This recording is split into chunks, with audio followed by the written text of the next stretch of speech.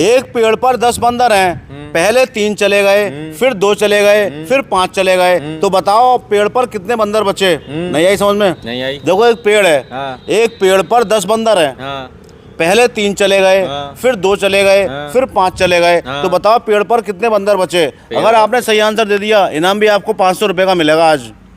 एक पेड़ पर 10 बंदर हैं, पहले 2 चले गए, 3 चले गए, फिर 2 चले गए, फिर 5 चले गए, तो बताओ पेड़ पर अब कितने बंदर बचे? भाईजान नीचे उतर गए, भाग गए, क्यों, क्या हुआ? यार समझो, चलने बंदर जब कहीं जाता है तो क्या होता है? भागता है या तो उतरता है? क्या होता है? तो आप तो ये तो आप खुद जानते हो। ये जमीन पे है, पानी में पेड़?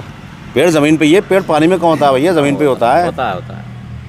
देखो एक पेड़ पर 10 बंदर हैं, पहले 3 चले गए, फिर 2 चले गए, फिर 5 चले गए, अब पेड़ पर कितने बंदर बाकी बचे? ये बताना है आपको। बचे ये बताना है आपको। 3 और 2 5, 5 और 5 10, क्या बचा? तो बताओ ना क्या बचा, मतलब कितने बंदर बचे? कुछ नहीं बचा। ये तो आपका आंसर गलत है, आप हिसाब ही नहीं लगा पा रहे सही से भाई साहब। आंसर ये वाला आपका गलत है। देखो एक 3 और 2 5, 5 और 5 10 ना हो गए। इस बोर्ड पर जो चीजें लिखी हैं आप उसको ध्यान दो, उस पर ध्यान से पढ़ो। जब पहेली होती है उसमें कोई ना कोई घुमाव होता है, कोई ना कोई ट्रिक होती है। इसमें भी एक ट्रिक है, एक घुमाव है।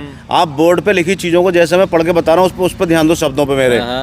एक पेड़ पर 10 बंदर हैं, ठीक है, पहले 3 चले गए, फिर 2 चले गए, फिर 5 चले गए, अब बताओ पेड़ पर बाकी कितने बंदर बचे? पेड़ पर बाकी कितने बंदर बचे? अब इतना आसान होता 3 और 2 5 और 5 10, तो मैं इसमें 500 रुपये क्यों देता आपको? सोचो दिमाग से। इसमें अगर कोई ट्रिक नहीं होती, कोई घुमाव नहीं होता, ये तो कोई भी जोड़ लेगा। 3 और 2 5, 5 और 5 10, तो मैं आपको 500 रुपये क्यों देता ये बताने के, जोड़ने के? इसमें तो आपको कोई 5 रुपये भी नहीं देगा। 5 रुपये भी नहीं देगा। अब मैं 500 रुपये दे रहा हूँ तो कोई ना कोई घुमाव तो है इस पहेली के अंदर। सोचो क्या है वो। भाई साहब मेरे एक पेड़ पर 10 बंदर हैं, पहले 3 चले गए, फिर 2 चले गए, फिर 5 चले गए, अब बताओ पेड़ पर कितने बंदर बचे? लो मैं आपके आसानी के लिए एक काम और कर देता हूँ। लो, अगर आपको थोड़ा बहुत ज्ञान है, आप समझदार हो, पढ़ लिखे हो, अब बताओ। 10 बंदर। एक पेड़ पर 10 बंदर हैं, पहले 3 चले गए, फिर 2 चले गए, फिर 5 चले गए, अब बताओ पेड़ पर बाकी कितने बंदर बचे? पेड़ पर बाकी कितने बंदर बचे? ये अगर इतना आसान होता ना, 3 और 2 5 और 5 10, तो इसके आपको 500 रुपये नहीं मिलते। इसमें क्या घुमाव है, क्या ट्रिक है, ये आपको गहराई में घुसना है। इसी बात के आपको 500 रुपये मिलेंगे, और इतना कठिन भी नहीं है। 7 बचे भाई, तो 7, 3 चले गए, फिर 2 और 5 रह गए। अच्छा 7 आपका आंसर है? 7। चलो 7 आंसर है आपका।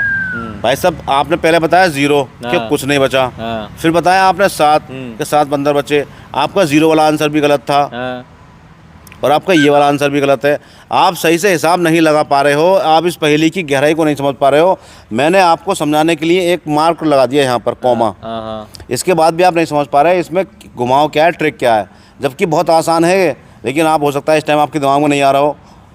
भाई जब पहेली आता था, एक पेड़ पर गूगल पर सर्च मार लूं, 10 बंदर हैं, पहले 3 चले गए, फिर 2 चले गए, फिर 5 चले गए। इन ऐसी पहेलियों के आंसर गूगल पर नहीं होते हैं ज़्यादातर। अच्छा। हो भी सकते हैं, लेकिन जब मैं आपसे यहाँ पूछ रहा हूँ तो आप तो यहाँ बताओ ना बोर्ड पर, गूगल से क्या मतलब बताने का? नहीं पता आपको? चलिए कोई बात नहीं, बहुत